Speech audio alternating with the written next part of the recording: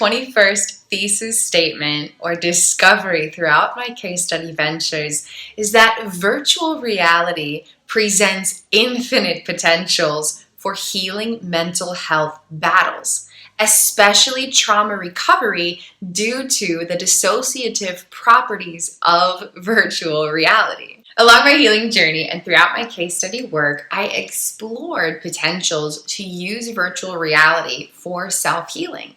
Through that process, I developed many ideas, 3 of which I will share here. I would love to someday work with a team and help develop these ideas and bring these programs to life. My first virtual reality program idea is for any human being to help understand and heal their unconscious body-mind in a brand new way.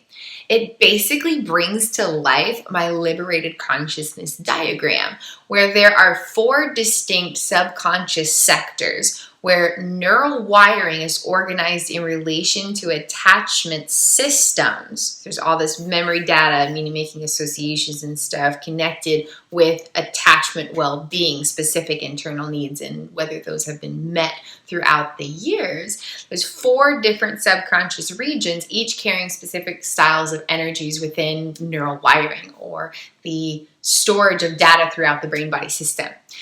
Each subconscious sector, these 4 regions within the unconscious body-mind, create distinct styles of personal experiences for subconscious parts. For example, phobias might be experienced by guardian parts in the 2nd subconscious sector, while depression might be experienced by Muppet parts in the 1st subconscious sector. And perfectionistic tendencies might be experienced by normal parts in the 4th subconscious sector. Different styles of implicit experiences are encountered by subconscious parts throughout these 4 subconscious sectors.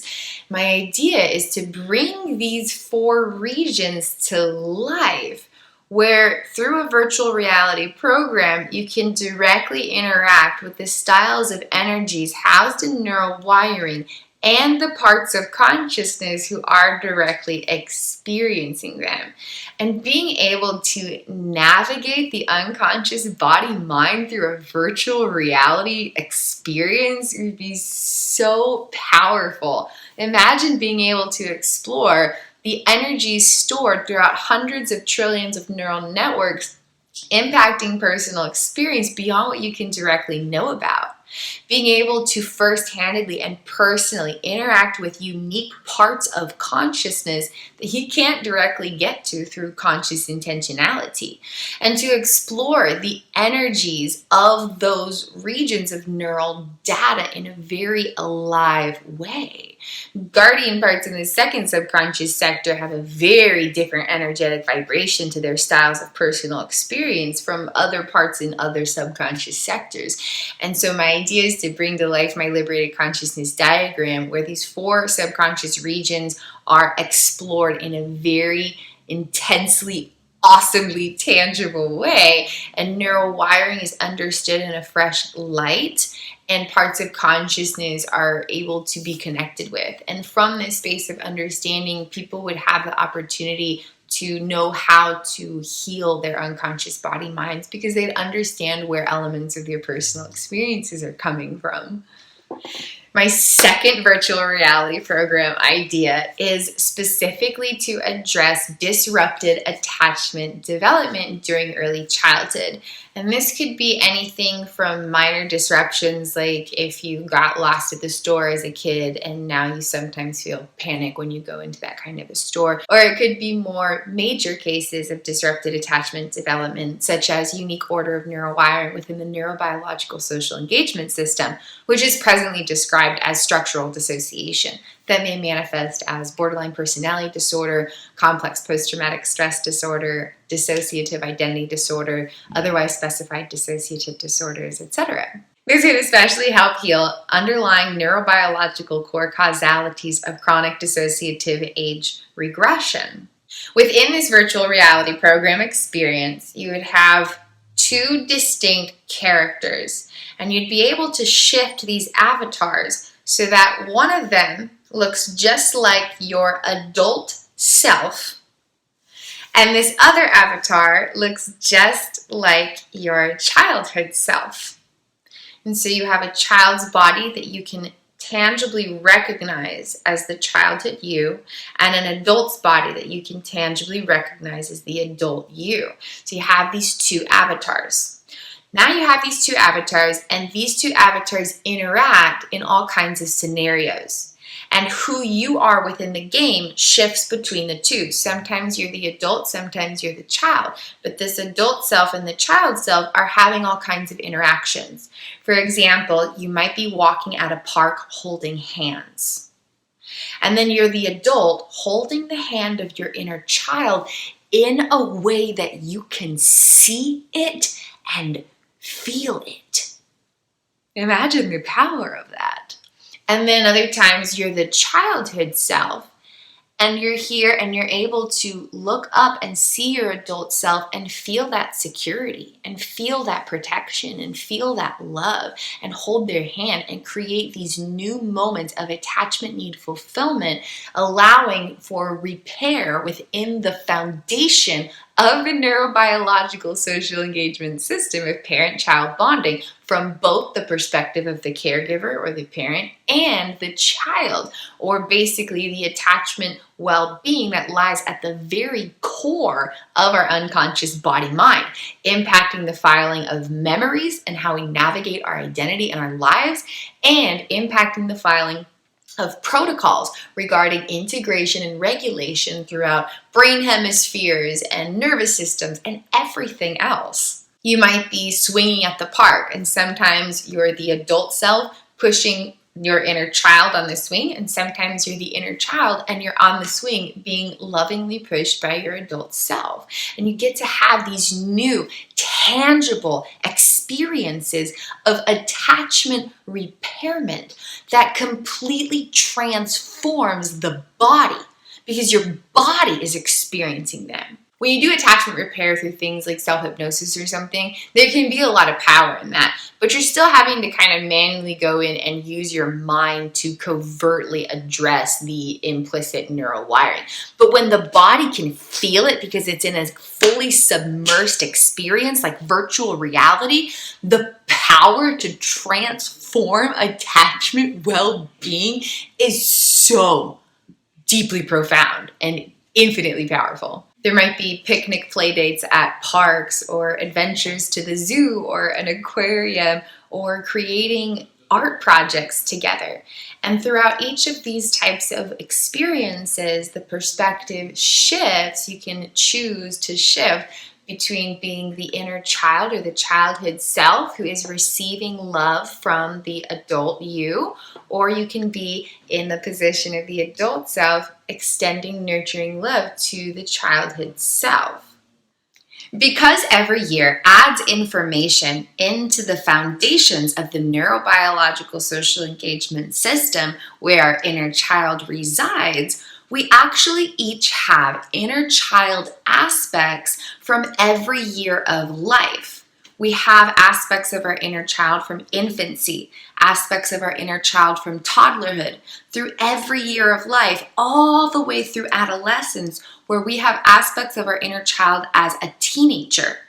So we have all these different inner child aspects. So this virtual reality program concept would have options to create inner child avatars from different periods of neurodevelopment. And then you could create healing experiences with each aspect of the inner child.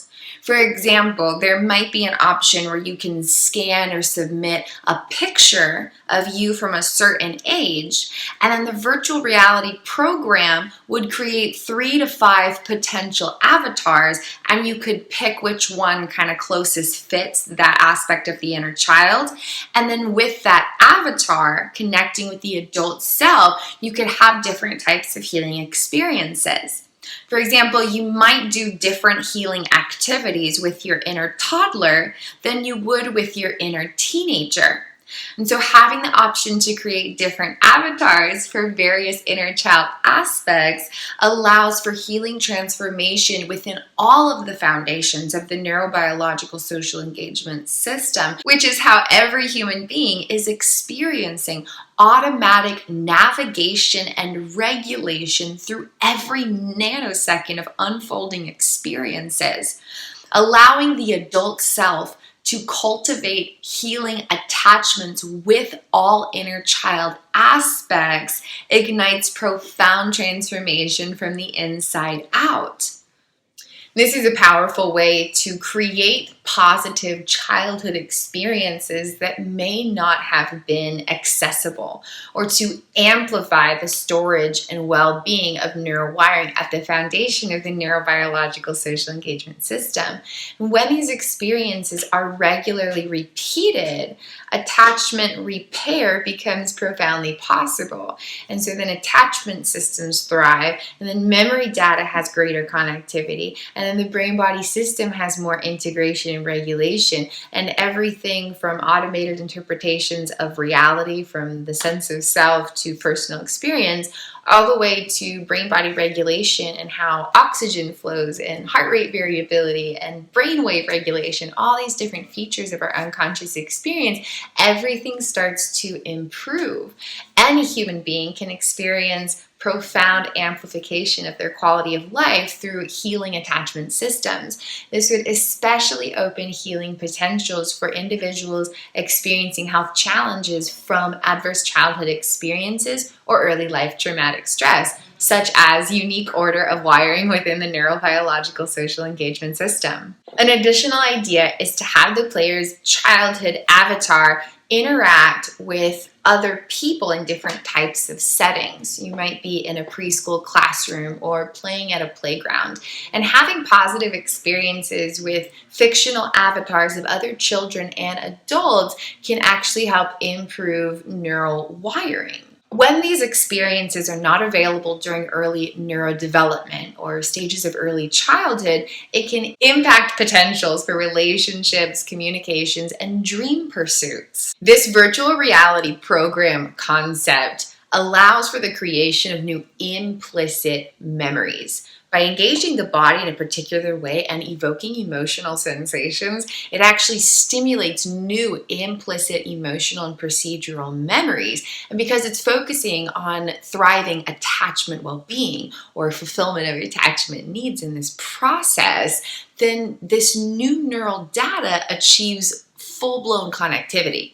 And then repeated processes of this gradually rewire past intel. This program also touches on early neurodevelopmental details that can really produce profound neurobiological healing for anyone who's experienced disrupted attachment development, especially because of adverse childhood experiences or early life traumatic stress. It focuses on parent-child bonding from both the perspective of the child and the parent or the caregiver, which touches into the foundational layers of the neurobiological social engagement system. It addresses implicit memories, which are at the core of how our brain-body system understands how to navigate identity and experience. It touches on the right brain hemisphere, which is the first brain hemisphere to develop during early childhood, by using tactile sensations, visual sensations, and a lot of just very right brain sensations within these experiences. It helps to heal the neural data that is behind a lot of implicit battles, such as unique order of wiring within the neurobiological social engagement system, or unique orders, which are presently described as forms of structural dissociation. A lot of implicit battles stem from activity in the right brain hemisphere, including cases of chronic traumatic stress or complex post-traumatic stress disorder, for example. By rewiring the right brain hemisphere with an experience like this virtual reality program idea, there can be complete transformation of the underlying neurobiological core causalities of these health challenges. It also touches on the hindbrain, including cranial nerves and vestibular and proprioceptive engagement, and those also really contribute to everyday challenges, especially stemming from early life traumatic stress. For example, when you're dissociating, a lot of times the body has difficulties orienting itself in time and space. And so by rewiring the hindbrain through this concept of virtual reality, then the underlying neuroscientific causalities of health challenges can experience complete transformation. And of course, by focusing on attachment development, all elements of neurobiological structures experience profound amplification within their well-being. Any areas of neural wiring impacted by disrupted attachment development or early life traumatic stress could experience profound healing in a fun and enjoyable way. I believe that healing should feel good. Healing should not be focusing on the pain and figuring out how to mutate the pain so it's less painful, which is often the traditional route for recovering from trauma or similar implicit battles. But when we can produce healing sensations that feel good, it fuels the healing journey in so many ways, because then you want to show up for the healing. If healing focuses on addressing the pain, then the pain grows. But if healing focuses on expanding experiences of loving presence, then loving presence grows. And you want to show up for the healing because the experience of the journey feels good. And then it not only produces effective healing transformation, but it's enjoyable along the way. You're not just trying to get to a destination of feeling better. Every step of the journey has its own fruit of blessings. And when the healing journey can look like that, it becomes more possible. Because if someone is battling health challenges stemming from severe and chronic early life traumas, healing might feel impossible, because how on earth can you confront such a deep, dark, terrifying pain? How can you do that and come out on top? How can you go in and look at the depths of that darkness and somehow come out feeling like a whole person? And so when you look at the pain, healing will feel impossible. The impossibilities of the pain will overwhelm that individual to such a severe degree that there won't even be a desire to try to heal. And that should not be the trauma recovery that's offered to individuals. Individuals should be offered recovery routes that feel good and rewarding and hope-filled every single step of the way.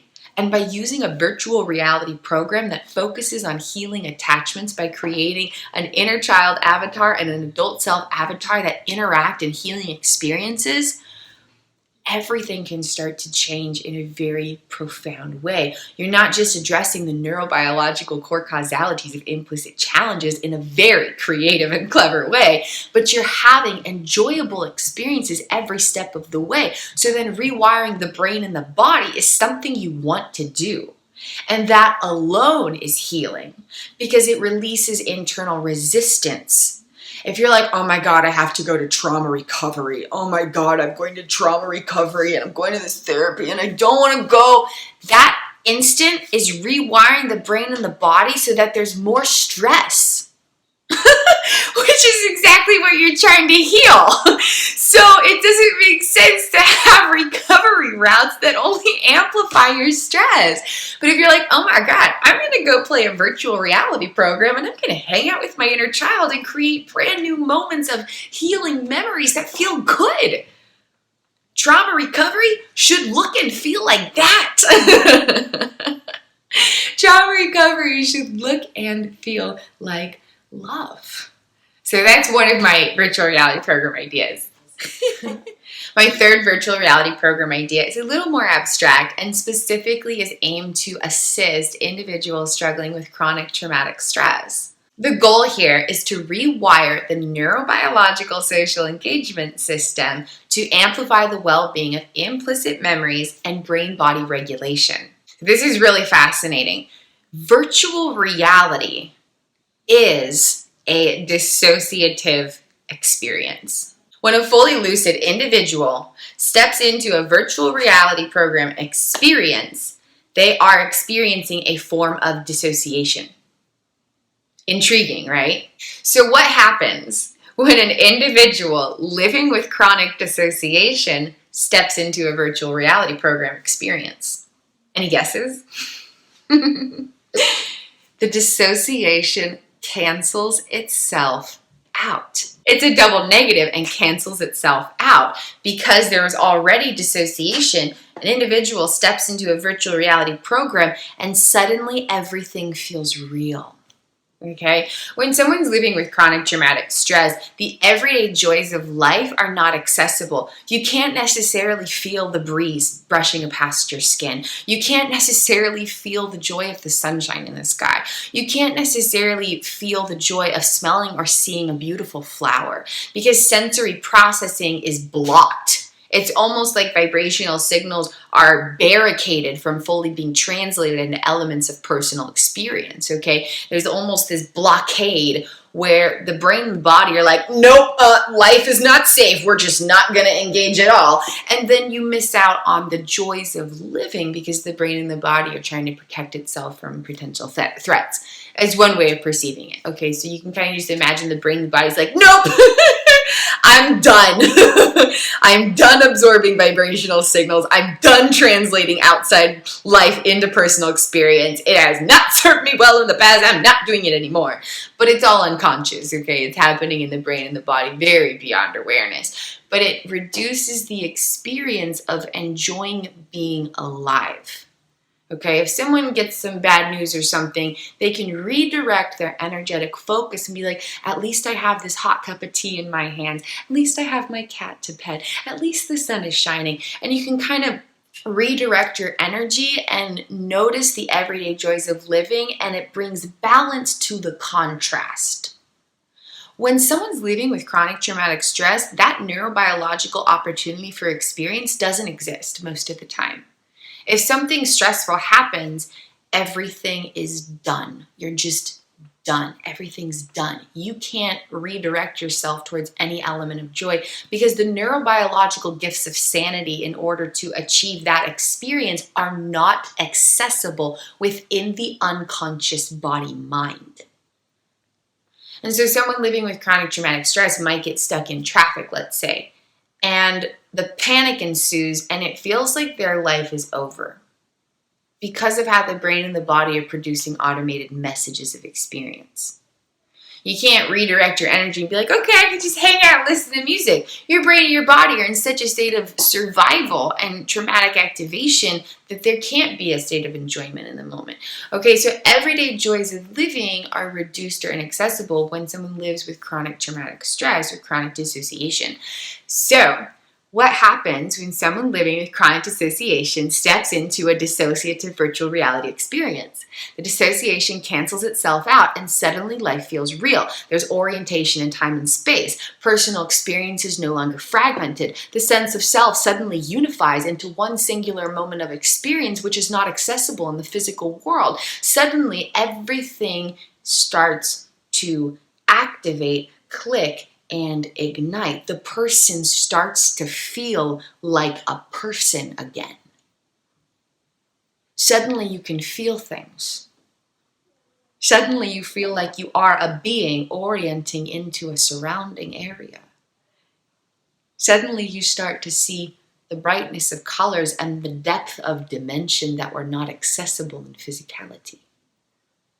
There's all these everyday joys of living that are not accessible with chronic dissociation, but they become accessible in virtual reality. Okay, so even just by virtue of stepping into the virtual reality experience, healing is already taking place because the person starts to feel like a person again. Okay. Another cool thing about this is when there's some form of dissociation where you don't feel connected with the sense of being that you are. You might not recognize yourself in the mirror. You might not feel like this is your arm, etc. Having an avatar where you can energetically connect with a sense of self in that way can feel very relieving to anxiety produced in the unconscious body-mind. And that alone can also produce healing just by creating that avatar and interacting with that avatar and feeling like you are a sense of self. Even if you can't yet connect with a sense of self, you are physically being able to connect with a sense of self that resonates with you and is very tangible because it's a virtual reality experience can be healing, and it can be a stepping stone to reassociating with the physical being that you are. Because a lot of times it doesn't feel safe to be connected with being a person. Okay? It doesn't feel safe to be even connected with being a person, because when you were that person, bad things happened, long story short. So the body-mind is like, you know what? It's kind of just safer to not be a human being. But then that produces all kinds of health challenges and reduction in the quality of living. But when you can reassociate yourself with an avatar that feels safe to connect with, then you can gradually start to reassociate with being a person and eventually gradually work your way towards associating with the physical body that you actually are. So these are just the prefaces. The real meat of this virtual reality program idea is the gradual process of creating new implicit memories in relation to attachment well-being that subsequently affect brain-body regulation, integration, and activation.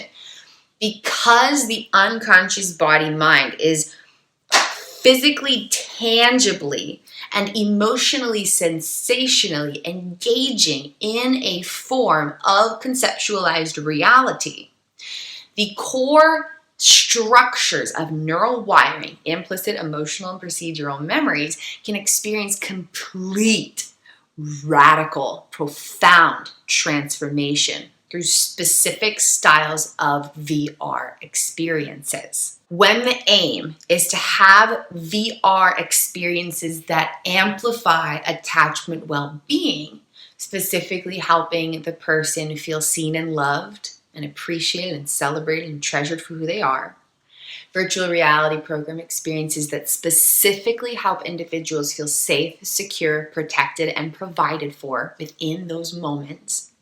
Virtual reality program experiences that specifically help individuals feel supported, connected, and a sense of vulnerable closeness and collaborative community.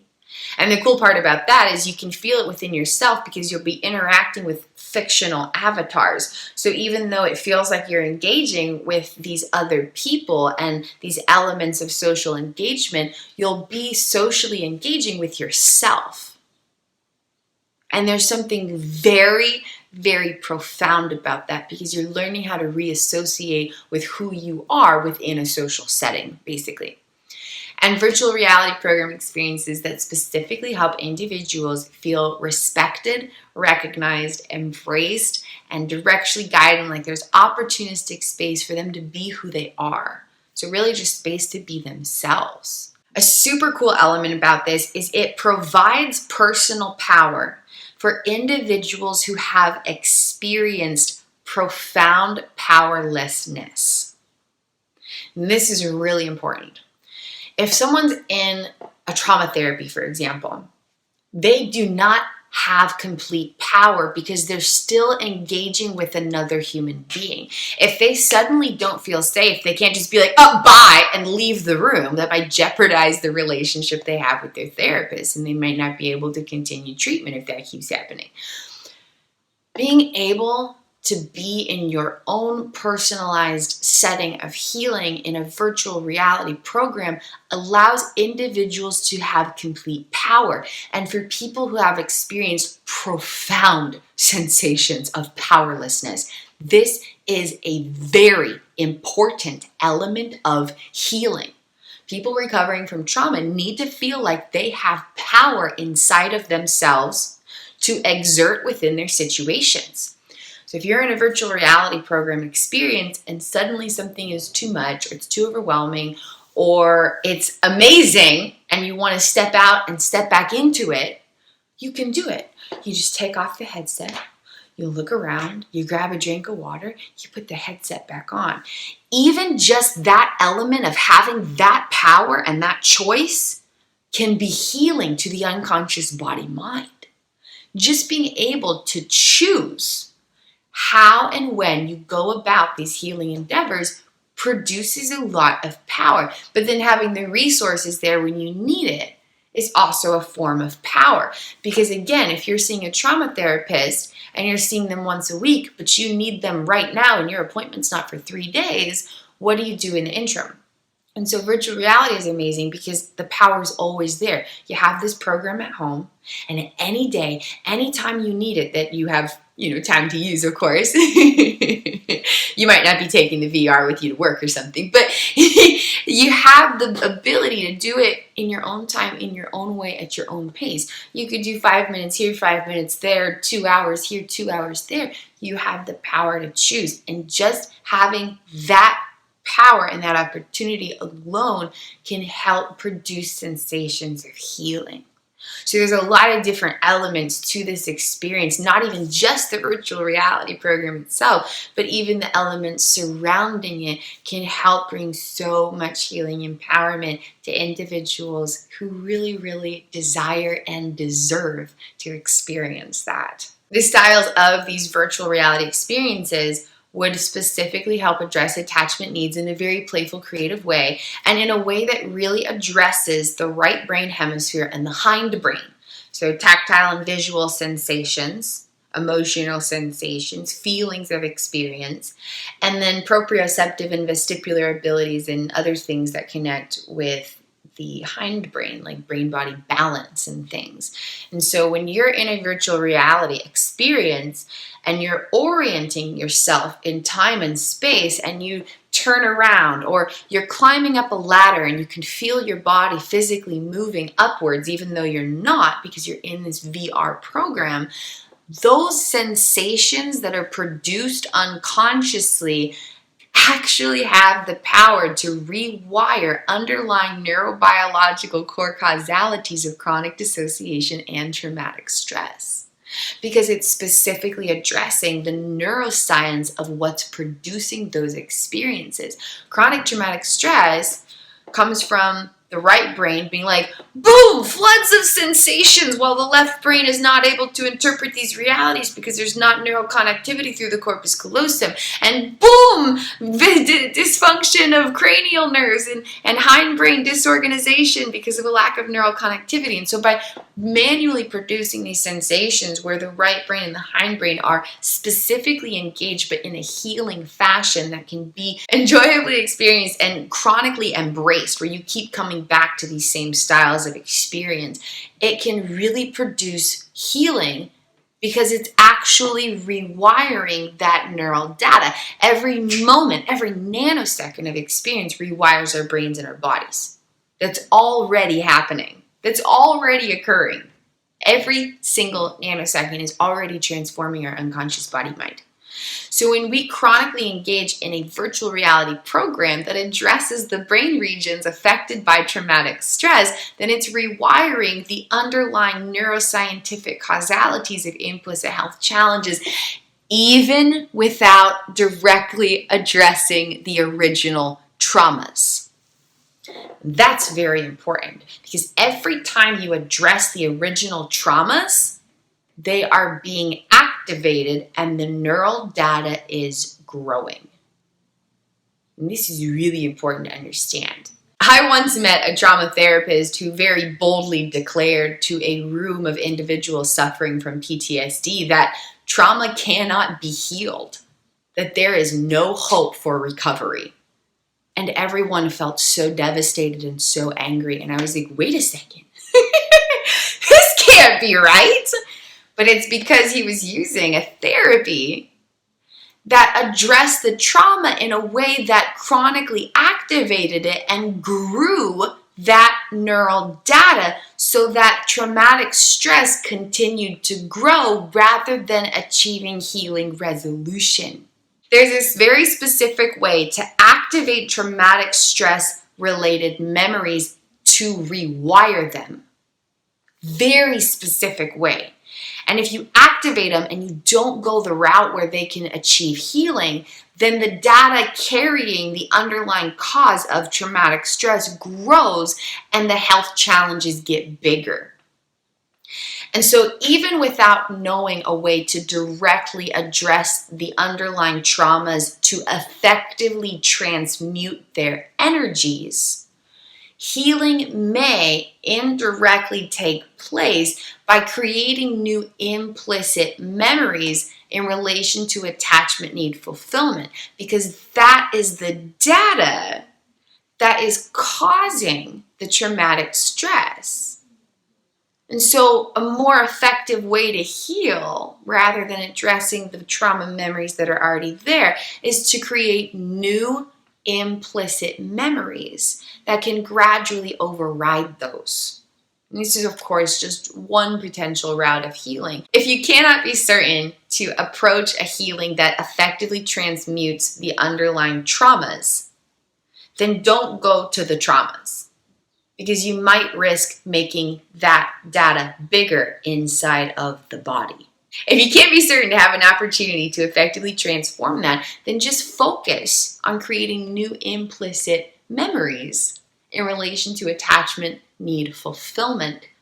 And then that can gradually improve brain-body regulation, neural connectivity, and all kinds of stuff that can gradually decrease the traumatic stress. So this third virtual reality program idea is really just to specifically focus on healing the neurobiological social engagement system. So these different roles within it can achieve neural connectivity and heal the brain hemispheres, heal the nervous systems. And the powerful part about this is how virtual reality allows for the brain and the body to experience itself and life in a way that is canceling out all the effects of dissociation and traumatic stress, so that even for a few moments there can be enough relief that can revive life and hope in individuals that may not feel access to that currently.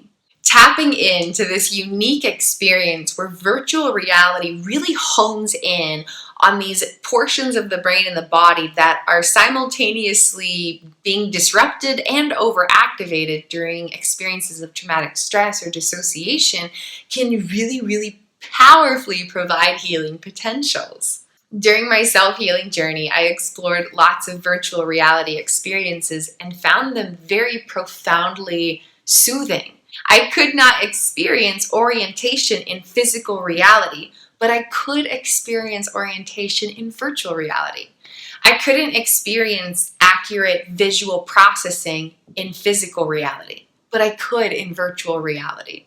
I couldn't feel certain sensations through my skin and bodily orientation in physical reality, but I could in virtual reality. There's all of these amazing, unique physical experiences that were made possible in virtual reality that my neurobiology couldn't get to because of how severe the traumatic stress and dissociation were. Without a solidified sense of self, being able to have some alternate sense of self within a virtual reality program actually helped to reduce the anxiety caused by that dissociation and provided profound relief and healing potentials and all kinds of really miraculous experiences that were otherwise inaccessible. I believe that virtual reality holds profound potential to sculpt new ways to empower trauma recovery, specifically because of how virtual reality completely connects with dissociation.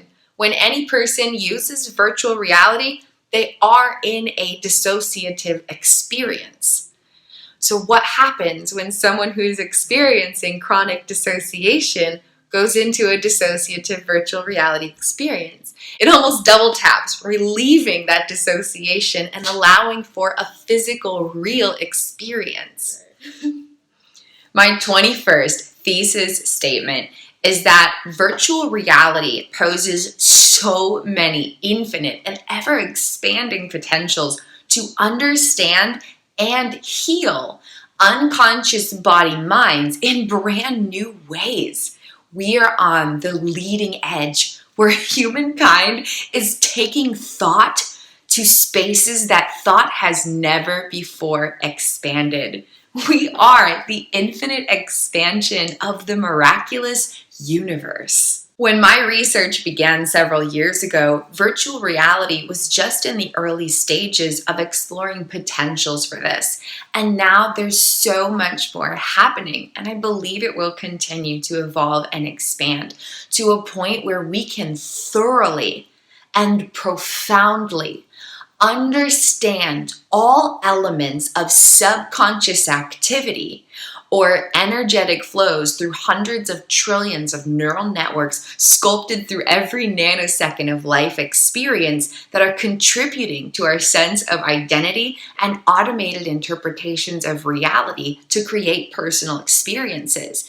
I believe all of this will be known and understood and explored through virtual reality in the coming years. As humankind gains this profound and revolutionary opportunity to understand themselves and one another from the inside out in new ways through tangible virtual reality experiences, there will then be so many more wonder-filled opportunities to ignite healing transformation from the inside out. From everyday struggles in marital relationships or in the workplace, to experiencing the most severe of neurological or trauma-related health challenges, I believe virtual reality holds so many miraculous potentials to ignite a profound and revolutionary new time in human history so we can understand, heal, and transform our lives from the inside out. Imagine millions or billions of people being able to have direct insight about the 99.08% of their inner beings that are existing and operating beyond awareness. Imagine the change that could ignite across the globe by having a fun, tangible, easy way to understand and heal subconscious activity. For example, another fun exploration of healing potentials is transforming self-hypnosis sessions into virtual reality programs. Instead of laying down and closing your eyes and going into this space of inner experience, that style of healing experience could be a virtual reality experience.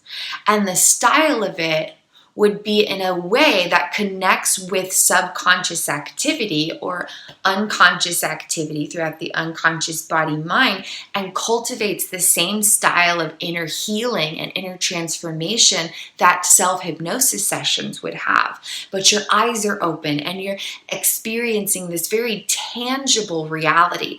Instead of kind of going in and having the inner focus and using your imagination, your body actually gets to have a real experience. And self-hypnosis sessions designed to reduce anxiety or liberate your inner child or whatever it might be could be virtual reality programs so that any individual along any healing journey through life could ignite profound transformation basically by playing a video game. It would be so incredible and profound for humankind to expand and evolve in these ever miraculous ways. I am so grateful to be alive during such a transcendent space of evolutionary expansion, and I'm really excited to see where virtual reality goes in the coming years. And I would love to be able to contribute to that cause.